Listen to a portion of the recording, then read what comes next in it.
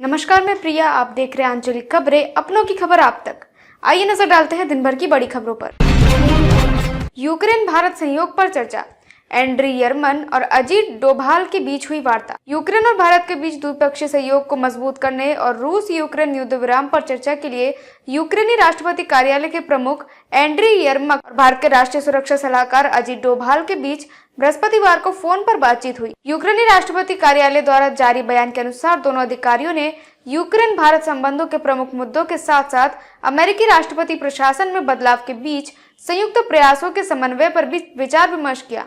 बातचीत के दौरान युद्ध के मैदान की स्थिति पर विशेष ध्यान दिया गया और रूस यूक्रेन संघर्ष को समाप्त करने के उपायों पर चर्चा हुई। दोनों पक्षों ने यूक्रेन के लिए न्यायपूर्ण और स्थायी शांति स्थापित करने के तरीकों पर विचार विमर्श किया। ये वार्ता ऐसे समय में हुई जब अंतर्राष्ट्रीय स्तर पर कूटनीति प्रयासों को तेज करने की जरूरत महसूस की जा रही है। बैठक के दौरान भारत और यूक्रेन के बीच विभिन्न क्षेत्रों में सहयोग को और अधिक मजबूत करने पर भी सहमति बनी। Republic at the rate 75 theme के साथ नई दिल्ली पुस्तक मेले का भव्य आयोजन। 50 देशों की भागीदारी, 2000 से अधिक प्रकाशक और 1000 वक्ता होंगे शामिल। नई दिल्ली विश्व पुस्तक मेले 2025 का आयोजन शनिवार से प्रगति मैदान के हॉल 2/6 में शुरू होगा, जिसका उद्घाटन राष्ट्रपति द्रौपदी मुर्मू मंडप में करेगी। इस वर्ष मेले की theme Republic at the rate 75 हम भारत के लोग रखी गई है, जिसमें दुनिया भर के 50 देशों की भागीदारी होगी। इस भव्य आयोजन में 2000 से अधिक प्रकाशक, 1000 से अधिक वक्ता और विभिन्न राष्ट्रीयों व भाषाओं के लेखक शामिल होंगे। रूस को इस बार फोकस राष्ट्र नामित किया गया है। France, Qatar, Spain, UAE, Saudi Arabia और कोलंबिया सहित अन्य देशों के लेखक और वक्ता भी उपस्थित रहेंगे। साहित्य, कला, सिनेमा और तकनीक से जुड़े चर्चाओं में पंकज त्रिपाठी, शशि थरूर, प्रकाश झा, कुमार विश्वास जैसे दिग्गज भाग लेंगे। मेले में बच्चों के लिए विशेष पवेलियन होगा, साथ ही सांस्कृतिक कार्यक्रम आयोजित किए जाएंगे। प्रवेश शुल्क वयस्कों के लिए 20 रुपए और बच्चों के लिए 10 रुपए है, जबकि दिव्यांग, बुजुर्ग और स्कूल ड्रेस में छात्र निःशुल्क प्रवेश कर सकते हैं। बजट 2025-26 मध्यम वर्ग को मिल सकती है आयकर में राहत। वित्त मंत्री निर्मला सीतारमण पेश करेंगी अपना लगातार 8वां बजट। वित्त वर्ष 2025-26 का आम बजट शनिवार को पेश होगा, जिसमें मध्यम वर्ग के लिए आयकर स्लैब में राहत की उम्मीद जताई जा रही है।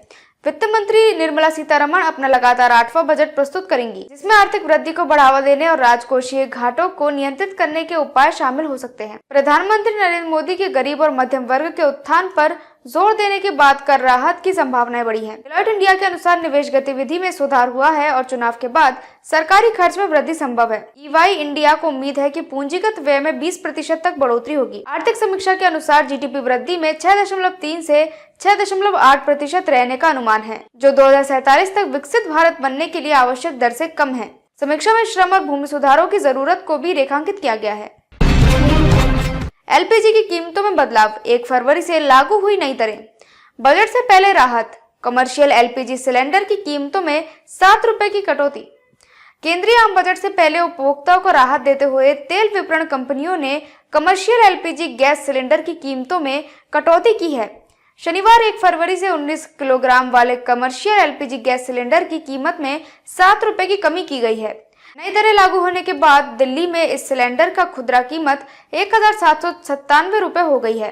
बजट से पहले आई इस कटौती से होटल, रेस्टोरेंट और अन्य व्यावसायिक प्रतिष्ठानों को मामूली राहत मिलेगी। हालांकि घरेलू रसोई गैस सिलेंडर की कीमत में कोई बदलाव नहीं किया गया है। तेल कंपनियां हर महीने की तरह 1 तारीख को एलपीजी सिलेंडर की कीमतों की समीक्षा करती है और अंतर्राष्ट्रीय बाजार के आधार पर इसमें बदलाव होता है। पिछले कुछ महीनों में घरेलू गैस सिलेंडरों की कीमत में स्थिरता रही है, जबकि कमर्शियल एलपीजी सिलेंडर के दामों में समय समय पर संशोधन किया जाता है। बजट पूर्व इस बदलाव को अर्थव्यवस्था और महंगाई के संदर्भ में महत्वपूर्ण माना जा रहा है। सरकार की नीतियों और वैश्विक ऊर्जा बाजार के उतार चढ़ाव का असर एलपीजी कीमतों पर पड़ता है। महाकुंभ के दौरान प्रयागराज में विमान सेवा को रिकॉर्ड, बड़ी यात्रियों की संख्या। महाकुंभ 2025 बसंत पंचमी तक 35 करोड़ श्रद्धालु के स्नान की संभावना। प्रयागराज में जारी महाकुंभ में आस्था की अद्भुत झलक देखने को मिल रही है। 13 जनवरी से अब तक 30 करोड़ से अधिक श्रद्धालु संगम में स्नान कर चुके हैं, जो कई देशों की कुल जनसंख्या से अधिक है। इंडोनेशिया 28 करोड़ और पाकिस्तान 25.35 करोड़। की जनसंख्या को पार कर चुकी है। यह संख्या बसंत पंचमी तक 35 करोड़ तक पहुंचने की संभावना है, जो अमेरिका की कुल जनसंख्या 34.64 करोड़ से अधिक हो जाएगी। महाकुंभ के दौरान प्रयागराज एयरपोर्ट पर रिकॉर्ड संख्या में विमानों का आगमन हो रहा है। 18 दिनों में 650 से अधिक उड़ानों के जरिए 91,690 यात्रियों की आवाजाही हुई है। 1 फरवरी से चेन्नई और हैदराबाद के लिए भी सीधी उड़ानें शुरू होंगी। इसी दिन नई दिल्ली के लिए 10 और मुंबई के लिए 7 उड़ानों की व्यवस्था की गई है। 24 घंटे विमान की आवाजाही शुरू होने से अब औसतन 30 से 35 विमान रोजाना प्रयागराज आ जा रहे हैं, जिससे यात्री सुविधाएं और बढ़ गई हैं। पंचकुला में नशा और अपराध पर चर्चा, 7 राज्यों के पुलिस प्रमुख शामिल। नशे की तस्करी रोकने के लिए एसपी रैंक के अधिकारियों की नियुक्ति।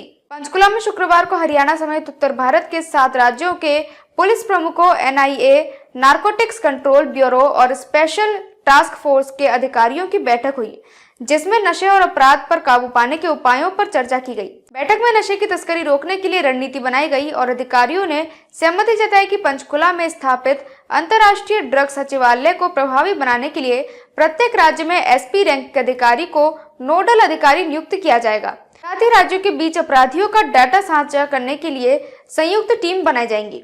बैठक में यह भी बताया गया कि नशा तस्करी संगठित अपराध का एक बड़ा स्रोत है, जिसके लिए अफीम और मादक पदार्थों की तस्करी पर रोक लगाने की आवश्यकता है। हरियाणा पुलिस के एसपी वसीम अकरम ने बताया कि राज्य में 80 अपराधी गैंग सक्रिय है, जिनमें से 8 गैंग दिल्ली एनसीआर में रंगदारी मांगते हैं। गाजियाबाद, गैस सिलेंडर से भरे ट्रक में भीषण आग, धमाके से क्षेत्र में दहशत। गाजियाबाद में गैस सिलेंडर से भरे ट्रक में आग, फायर ब्रिगेड की टीम मौके पर। गाजियाबाद के टीला मोड़ थाना क्षेत्र में दिल्ली वजीराबाद रोड पर भौपुरा चौक के पास गैस सिलेंडर से भरे ट्रक में भीषण आग लग गई। धमाके की आवाज कई किलोमीटर दूर सुनाई दी गई, जिससे क्षेत्र में दहशत फैल गई। फायर ब्रिगेड के अधिकारियों और कर्मचारियों ने आग पर काबू पाने की कोशिश की, लेकिन धमाके के कारण वे ट्रक तक नहीं पहुंच पा रहे थे। राहुल कुमार ने बताया कि आग की वजह अभी स्पष्ट नहीं हो पाई है। हालांकि जानहानि की खबर नहीं है। घटना सुबह 3:30 के आसपास हुई थी और पार्षद ओमपाल भाटी ने बताया कि किसी के हताहत होने की कोई सूचना नहीं है। एक स्थानीय व्यक्ति ने कहा कि पास का होटल क्षतिग्रस्त हो गया है और शीशे टूट गए हैं।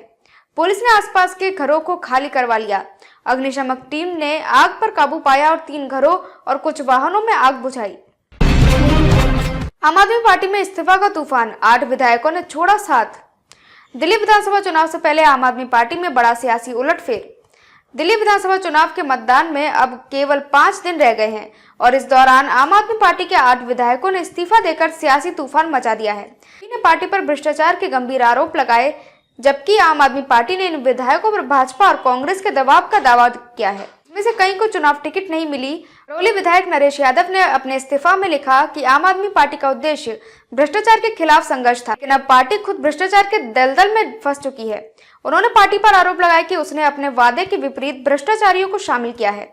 यादव ने महरौली की जनता का धन्यवाद करते हुए कहा कि वे हमेशा ईमानदारी की राजनीति करेंगे और समाज सेवा में अपना योगदान देते रहेंगे। उन्होंने दिल्ली वासियों से आगे भी समर्थन की अपील की है। उत्तर प्रदेश में जनवरी रहेगी सामान्य से गर्म, फरवरी में भी बढ़ेगा तापमान। मौसम विभाग का पूर्वानुमान, फरवरी रहेगा सामान्य से अधिक गर्म। उत्तर प्रदेश में इस बार जनवरी सामान्य से अधिक गर्म रही और फरवरी भी सामान्य से ज्यादा गर्म रहने की संभावना है। मौसम विभाग के विशेषज्ञों के अनुसार इस बार ठंड अपेक्षाकृत कम रही। जनवरी के आखिरी दिन प्रदेश के लगभग 30 जिलों में दिन का तापमान 25 डिग्री सेल्सियस के ऊपर रहा। प्रयागराज में यह 31.8 डिग्री सेल्सियस तक पहुंच गया। वहीं अयोध्या 6 डिग्री सेल्सियस के साथ प्रदेश का सबसे ठंडा स्थान रहा। मौसम विभाग ने वसंत पंचमी के बाद 3 से 4 फरवरी के बीच प्रदेश में हल्की से मध्यम बारिश की संभावना जताई है। हालांकि फरवरी में बारिश भी सामान्य से कम होने का पूर्वानुमान है। वरिष्ठ मौसम वैज्ञानिक अतुल कुमार सिंह ने कहा कि फरवरी भी सामान्य से ज्यादा गर्म रहेगा। शनिवार के लिए 35 जिलों में घने कोहरे का अनुमान है, जिनमें आजमगढ़, गोरखपुर, मरू, बस्ती और बलिया शामिल है। डिप्सिक चैटबॉट के पीछे की मास्टरमाइंड लुओ फुली ने दुनिया को किया हैरान। 29 साल की जीनियस लड़की ने एआई की दुनिया में मचाया तूफान। एआई की दुनिया में अमेरिकी कंपनी को चुनौती देने वाली चीन की कंपनियां जैसे अलीबाबा के प्रयास के बावजूद 29 वर्षीय लुओ फुली ने डिप्सीक चैटबॉट के जरिए एक नई सफलता की कहानी लिखी है। लगभग 6 साल पहले पिकिंग विश्वविद्यालय में SCL सम्मेलन में उन्होंने 8 शोध पत्र प्रस्तुत किए। तकनीकी दिग्गज हैरान रह गए। डुओफुली को डिप्सीक को विकसित करने में महत्वपूर्ण योगदान दिया गया, जिसमें AI के क्षेत्र में एक प्रमुख खिलाड़ी बन गया। फुली का पालन पोषण एक साधारण परिवार में हुआ था, लेकिन उसके पिता की प्रेरणा से उन्होंने कंप्यूटर विज्ञान में अपनी शिक्षा पूरी की। उन्होंने अलीबाबा के डेमो एकेडमी में काम करते हुए बहुभाषी मॉडल विकसित किया। डिप्सीक V2 के विकास में उनकी भूमिका ने इसे ChatGPT जैसे प्लेटफॉर्म से मुकाबला करने के लायक बना दिया। उनकी प्रतिभा के कारण Xiaomi ने उन्हें 12 करोड़ रुपए का प्रस्ताव दिया है, लेकिन फुली ने अभी कोई निर्णय नहीं लिया है। अब तक के लिए बस इतना ही। देखते रहिए आंचलिक खबरें, अपनों की खबर आप तक।